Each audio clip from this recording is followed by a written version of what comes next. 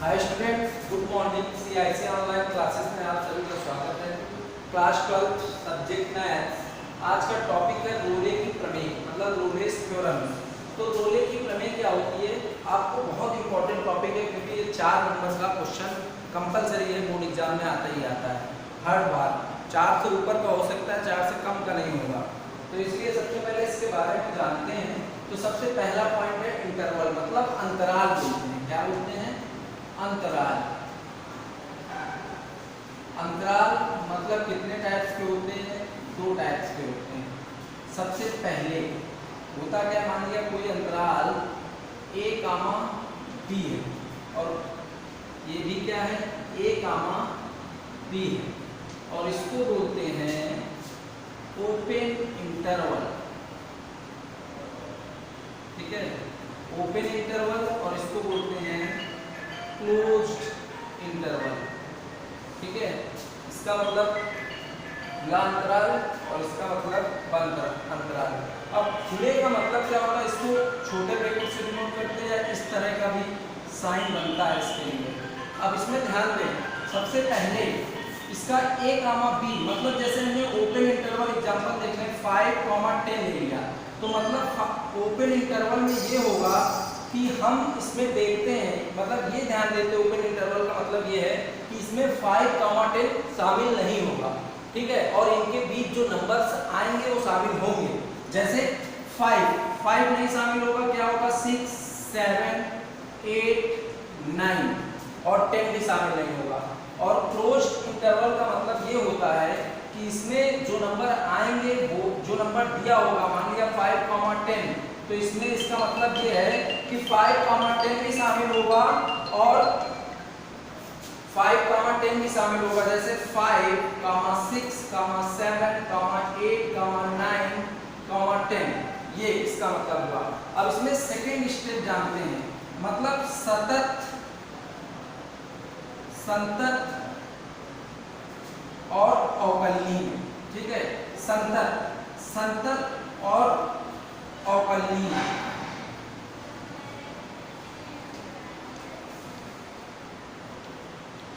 मतलब डिफरेंशिएबिलिटी। और इसमें क्या होगा, इसमें ये देखते हैं कोई भी पॉलिनोमियल्स होगा, तो ये मान लीजिए तभी रोले की थ्योरम फॉलो करेगी वो जब वो सतत होगा और अवकलनीय होगा। मान लिया कोई भी बहुपद ले लेते हैं, कोई भी बहुपद होगा, अगर वो बहुपद है तो उसमें सतत होगा और अवकलनीय भी होगा। मतलब कोई भी बहुपद है तो उसका हम अवकलन कर सकते हैं, और उन वैल्यू, अब बहुपद की बात हो गई, और कांस्टेंट का अवकलन 0 होता है, आपको पता ही है, तो उस पर अवकलनीय नहीं होगा, उस पर संतत भी नहीं होगा। अब जैसे कंडीशन मान लिया ट्रिग्नोमेट्रिक रेशियो की ले लेते हैं, tan, sin, ठीक है, cos, tan। अब इनमें वो वैल्यू फॉलो करेंगी जिनमें इनफिनाइट इसकी वैल्यू ना होती हो। जैसे साइन में किसी की वैल्यू इनफिनाइट नहीं होती, अगर होती है तो वो संतत भी नहीं होगा और कलनीय भी नहीं होगा। ठीक है, ऐसे ही कॉस में भी इनके अपोजिट भी इसी टाइप से चलते हैं। कॉस हो, टैन हो, कोई सा भी, अगर वो संतत तभी होगा जब उसका अवकलन हो सके। अगर उसका अवकलन नहीं होगा तो वो अवकलनीय भी नहीं होगा और संतत भी नहीं होगा। अब इसी के बाद नेक्स्ट स्टेप आता है, सबसे पहले जो हमारे इंटरवल होंगे उसमें हम निकालते हैं f equals to f b, मतलब function of a equals to function of b equal होने चाहिए। अब अदर कंडीशन क्या होती है, फिर क्या निकालते हैं, अगला पॉइंट निकालते हैं फंक्शन f डैश c, मतलब जिसका हम अवकलन करेंगे वो c के बराबर हो, जिसका हम अवकलन करेंगे और जो अवकलन करने पे मिलेगा उसको हम c के टाइप में बनाएंगे, और c के टाइप में बनाएंगे तो उसको 0 के बराबर रखेंगे। किसके बराबर रखेंगे? 0 के बराबर। तो आपको हमने 4 पॉइंट बताया, पहला 5 पॉइंट। तो पहला पॉइंट क्या था, इंटरवल, अंतराल के बारे में जानते हैं। 2 प्रकार के अंतराल हैं यहाँ पे, कौन कौन सा? एक ओपन, एक क्लोज। ओपन का मतलब क्या होता है कि जिसमें वो दोनों जो अंतराल दिए हैं वो शामिल ना हो, और क्लोज का मतलब क्या होता है, जो दिए हैं वो भी शामिल हो। और क्लोज इंटरवल को हमेशा बड़े ब्रैकेट से शो करते हैं, ऐसे। अब इसके बाद सेकेंड मतलब संतत होगा, कोई भी बहुपद है, अगर वो तभी संतत होगा जब उसका हम डिफरेंस डिफरेंशिएशन कर लें और संतत दिखा पाए, तभी उसको हम रोले की थ्योरम फॉलो करा सकते हैं, नहीं तो नहीं करा सकते हैं। अब फिर अगला नेक्स्ट अवकलनीय होगा, अवकलन होगा तभी कर पाएंगे हम। अब नेक्स्ट क्या है कि FA बराबर FB, जो हमारे इंटरवल होंगे वो FA और FB क्या होगा, दोनों कंडीशन पर इक्वल होंगे। और फिर क्या निकालते हैं, जो हम डिफरेंशिएशन करते हैं, जो हम अवकलन करते हैं, उसको हम C के रिस्पेक्ट में जो चेंज करते हैं और उसके इक्वल 0 रखते हैं। जैसे आपको एक एग्जांपल दिया है मैंने, तो सबसे पहले इसको हम सॉल्व करते हैं। क्या करते हैं, सॉल्व करते हैं। तो सबसे पहले आपको दिया है f(x) equals to x square plus 2x minus 8। अब इसमें दिया है x बिलोंग टू -4, 2। तो यहाँ पर सबसे पहले इसके इंटरवल दिए हैं, कौन से इंटरवल दिए हैं, x बिलोंग टू -4, 2, कौन सा है, क्लोज इंटरवल है। अब इसकी बात हो गई। अब इसको देखते हैं संतत, ये एक प्रकार का बहुपद है। क्या है, बहुपद है। बहुपद आप जानते हो क्या होता है, बहुपद के बारे में आप हाई स्कूल में पढ़े हो, 9th में पढ़े हो, तो उसको बताने की जरूरत नहीं है। अब इसको हम संतत मान लिया, तो अब क्या लिखेंगे, दिया गया फलन या गिवन फलन, मतलब दिया गया फलन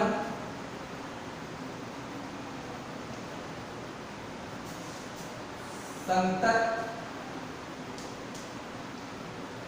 तथा अवकलनीय।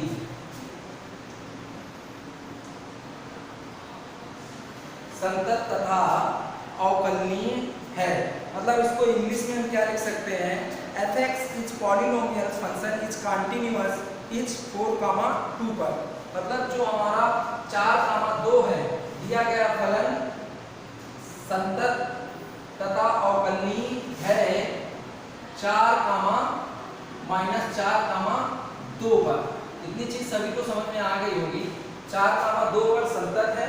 तो सबसे पहले अब इसको हम क्या करते हैं, तो सबसे पहले हम f(x) मतलब fa की वैल्यू, अगर हम इसको a मानते हैं और इसको b मानते हैं, तो सबसे पहले fa निकालते हैं। तो लिखोगे x बराबर -4 पर, तो निकालोगे तो क्या आ जाएगा, -4 इक्वल्स टू, यहाँ पे क्या हो जाएगा, -4 की पावर 2 प्लस 2 इंटू -4 और -8। तो यहाँ पे कितना आ जाएगा, 16 प्लस -8 जब सॉल्व करोगे तो क्या मिलेगा, 0। तो मतलब क्या आ जाएगा, f -4 इक्वल्स टू 0 आ जाएगा। मतलब जो हमारा f -4 है वो 0 के बराबर है। इसी प्रकार अब हम किस पर निकालते हैं, x बराबर 2 पर। x बराबर 2 पर करोगे तो क्या आ जाएगा, f(2) इक्वल्स टू, यहाँ पे x की जगह पे 2 पुट करोगे, 2 का स्क्वायर प्लस 2 इंटू 2 माइनस 8। तो यहाँ पे क्या मिलेगा आपको, f(x) f(2) इक्वल्स टू, यहाँ पे 4 प्लस 4 माइनस 8 इक्वल 0। तो f(2) की वैल्यू क्या आ गई, 0। तो देख लो, आपको एक कंडीशन हमारी, अगला स्टेप क्या है, f -4 इक्वल f(2), तो दोनों इक्वल आ गए। अब क्या करते हैं, हम इसको f' निकालते हैं। तो f' निकालने के लिए सबसे पहले हमें f' की जरूरत पड़ेगी। तो f' निकालते हैं, तो मतलब इसका डिफरेंशिएशन करेंगे, क्या आ जाएगा, 2x और प्लस 2। इतनी चीज सभी को समझ में आ गई होगी। अब x बराबर c पर निकालते हैं, x बराबर c पर, तो f' equals to 2c plus 2। अब क्या करेंगे, f' बराबर 0 पर, तो क्या करेंगे, तो यहाँ पर 2c प्लस 2 इक्वल 0। तो 2c इक्वल्स टू 2 1 जा 2 माइनस का, c इक्वल्स टू क्या आ जाएगा, -1। तो जो हमारा c होगा वो क्या करेगा, बिलोंग करेगा -4, 2 से। अब इसका एक चीज हम बताना भूल गए थे, आप देखो एक प्रैक्टिकली रूप में देखते हैं। अगर हम एक x अक्ष और y अक्ष मान लेते हैं और ये कोई दो बिंदु मान लेते हैं, a, b। यहाँ से अगर आप ध्यान दो, जो हमारा a कामा b होगा उसके बीच में जो हमारा ये मान लिया फंक्शन है, ये क्या है fx, और यहाँ पर देखो f डैश c है, तो यहाँ पर जो हमारा c होगा वो यहाँ पर होगा दोनों के बीच में, किसके बीच में होगा, दोनों के बीच में। अब ध्यान दो, यहाँ से यहाँ मान लिया हमने कि इस तरफ आपको पता है, यहाँ मान लेते हैं हम 0 होगी, तो 0 के राइट हैंड पॉजिटिव, 0 के लेफ्ट हैंड नेगेटिव, तो यहाँ मान लिया 2 है और यहाँ पे क्या है 4, तो 2 और 4 के बीच में ही -1 आएगा। आप चाहो तो एक संख्या रेखा बना लो ऐसे करके, तो यहाँ पर 0 हो गया, 1 हो गया और यहाँ पे 2 हो गया, तो यहाँ पे क्या आएगा -1 -2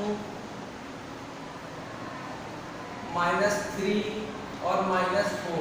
तो आपने देखा कि जो हमारा 1 है -1 है वो 2 और 4 के बीच में है, तो क्या करेगा, बिलोंग करेगा, किससे बिलोंग करेगा, 4, 2 से, किससे बिलोंग करेगा, 4, 2 से।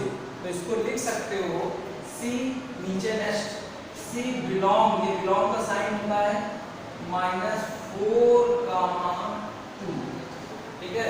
यही होगा रोले का थ्योरम। आप लोगों को समझ में आया होगा, अगर कोई प्रॉब्लम होती है तो आप पूछ सकते हो, ठीक है। अगर अभी भी कोई दिक्कत है इसके नियम कायदे में या क्वेश्चन में तो आप आसानी से पूछ सकते हो, कोई प्रॉब्लम हो। Thank you.